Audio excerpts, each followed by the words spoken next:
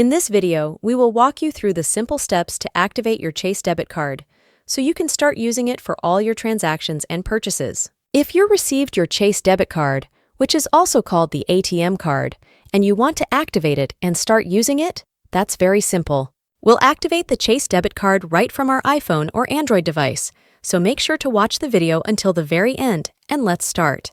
You can either open your Chase application or go over to the web browser and then go to their official website, which is chase.com. Once the website loads, it's going to look something like this, and we want to sign in to our banking account. So tap on the Sign In button at the top right corner of the screen, and then you'll have to enter in your username and password. Once you log into your Chase banking account, you will see a card option which you want to click on, and you can then activate your Chase Debit Card.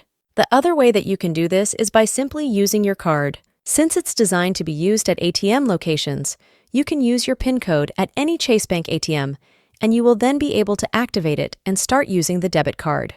Thank you so much for watching this video, and I will see you in the next one.